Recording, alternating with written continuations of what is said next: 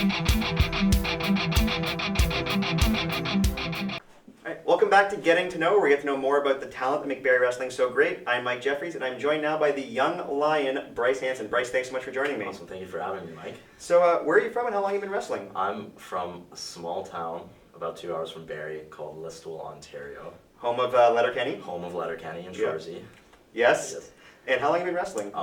Just coming up on 3.5 years now. Wow. Yeah. That's it, eh? That's it. Wow.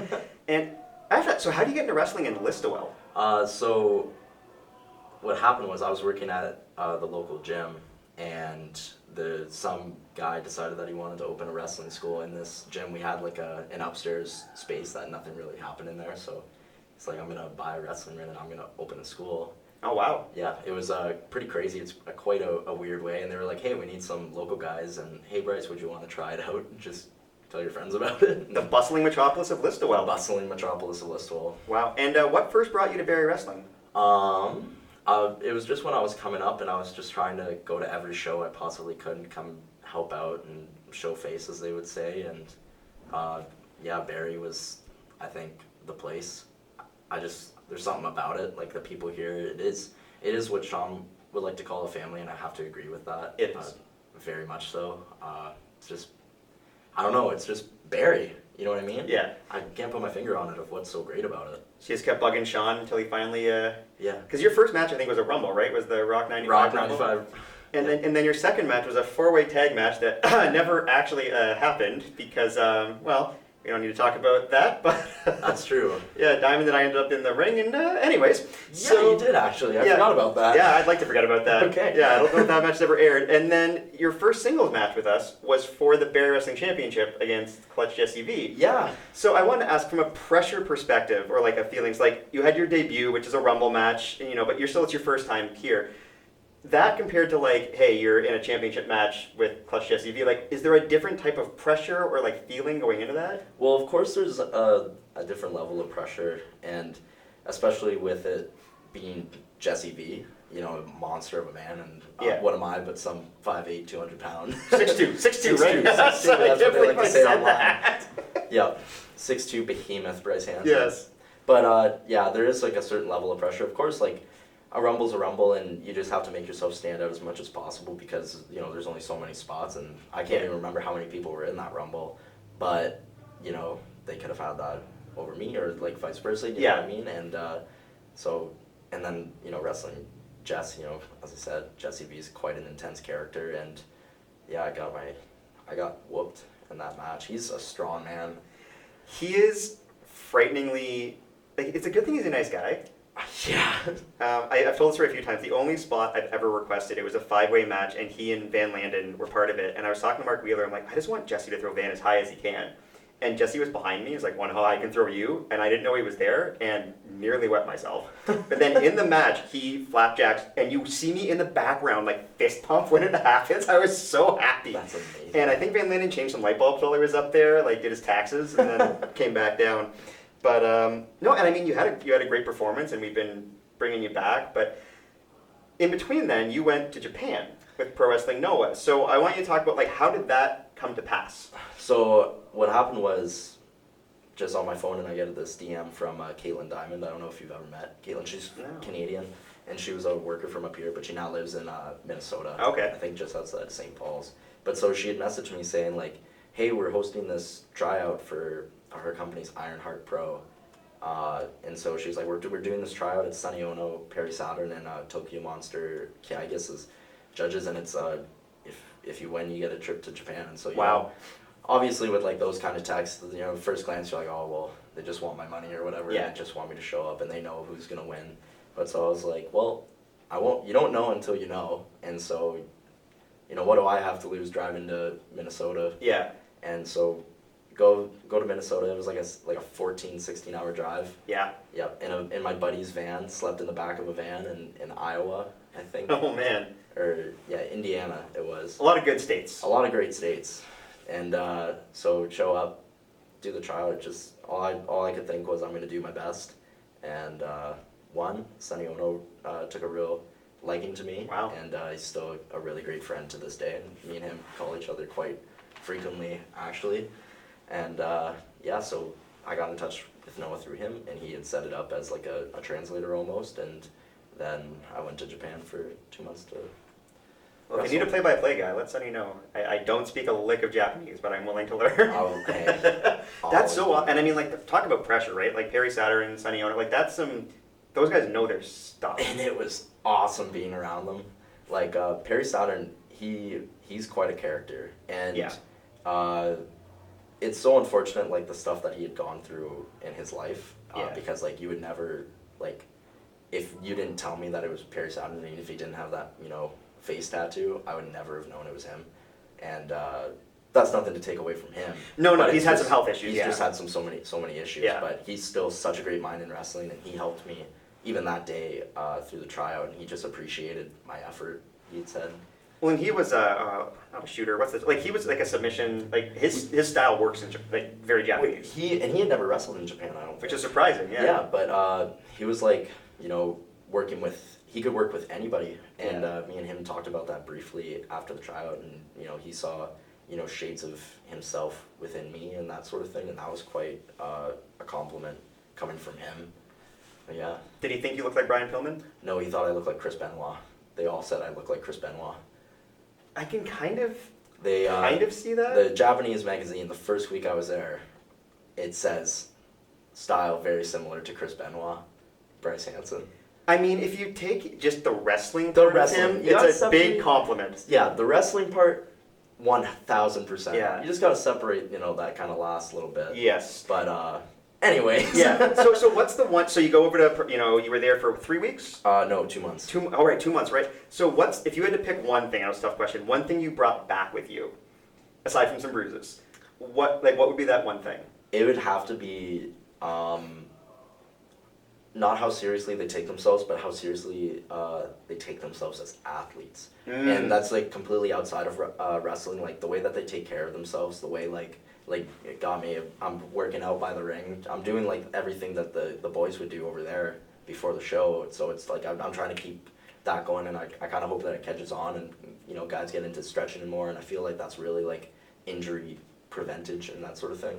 Well, yeah, it's kind of like, you know, 80s sports where they'd be having like a coffee and a cigarette at halftime and stuff like that, and you realize, you know, maybe that's not good. And wrestling might be a bit of a step behind, especially in the indies. You know, I hadn't thought about that. Yeah, like making sure that you know, get through your pre-match workout and stretch and eat properly. Yeah. So they take that a lot more seriously.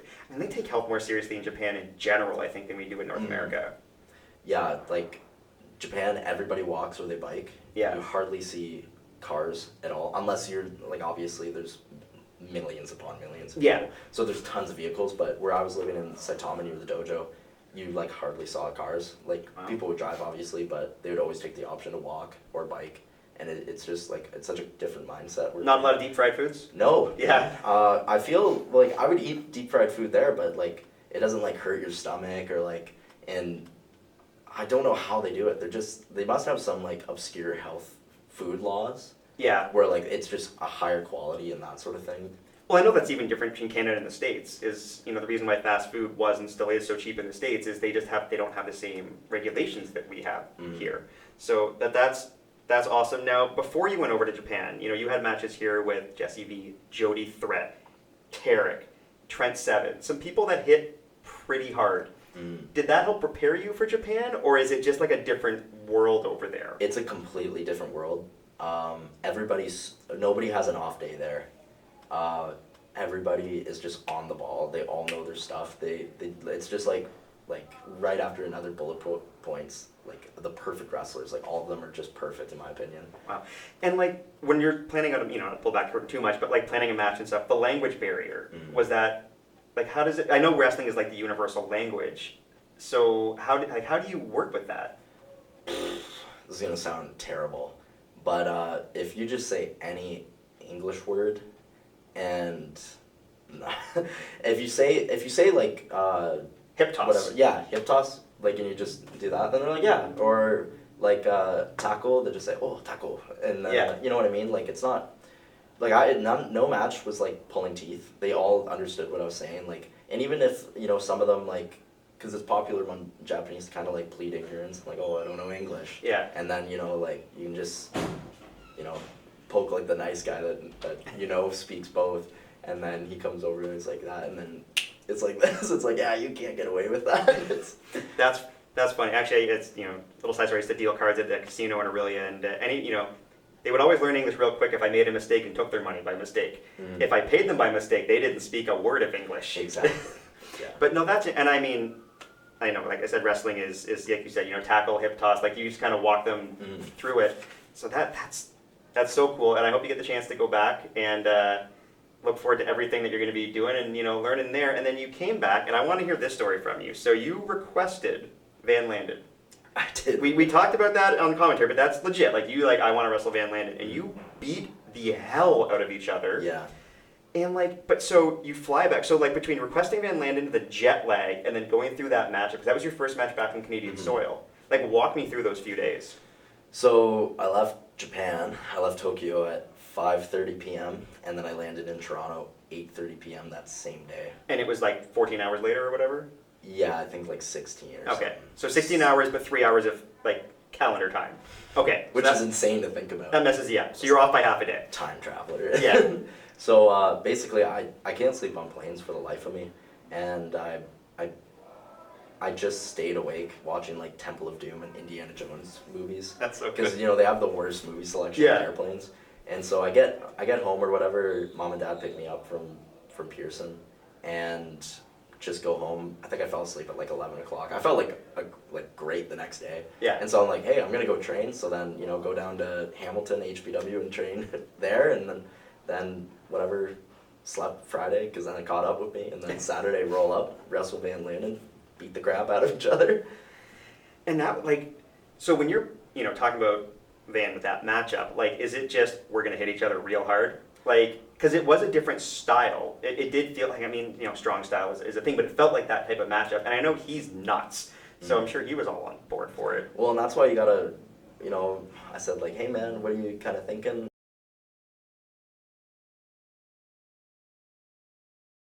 All right, so the memory card was full. So I'm not good at editing, so you'll see a bit of a jump there. But we were just talking about how you requested Van Landen, flew back, jet lag, pummeled on each other.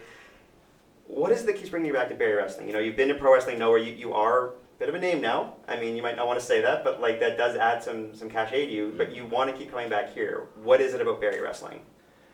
I can't, Mike. I don't know how to answer this because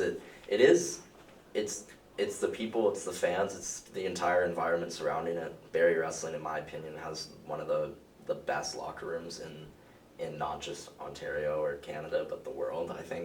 I think it's a very high value place that more people should be coming to and more workers should be coming to try and work for. I think it is the place. It is. I love coming here every month. Mm-hmm. The one month I had to miss it because we had the ice storm and all that up in Aurelia, and it sucked not being here. So I can understand that. Mm-hmm. So it's awesome, and we're glad to have you.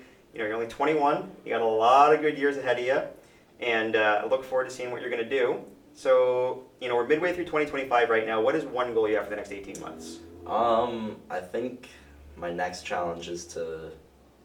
Well, I got two in mind. They're both traveling related, and that's to wrestle in the UK and to go back to Japan again.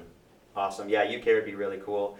And I mean, tonight you got your four-way match with Matty Z, Myung Jae Lee, Stratosphere. It's just going to be a lot of violence and hard hitting in the ring. Yes, sir. Looking forward to it. And where can people find you on social media? You can find me on X, Instagram, and Facebook at the Bryce Hansen. All one word? All one word. And it's Hansen with an E-N. E-N. And you got you got some merch here? Or No, this isn't even mine. Do you know Miko Satomura? Yeah. So I'm good friends with Saxon Huxley. He's a former NXT UK guy. Yeah. And so me, him, and Jack Morris, when we were in Japan, we all went to Caraquan Hall and watched. Oh, you were at her Miko. final match? Yeah, this is her final match towel. So they handed out all these towels to everybody, and yeah. That would have been a cool. She's awesome. She is a goddess. She's a goddess. She's amazing at professional wrestling. Awesome. You got to borrow the step up. That's her, Yeah, right? the crane kick. The crane whatever. kick. Just do it to Stratos, just as hard as you can. Just as hard as in the locker room right now. Both of them. Yeah, everybody. All right, well, Bryce, thank you so much. All the best. This has been Getting to Know. We'll see you again real soon.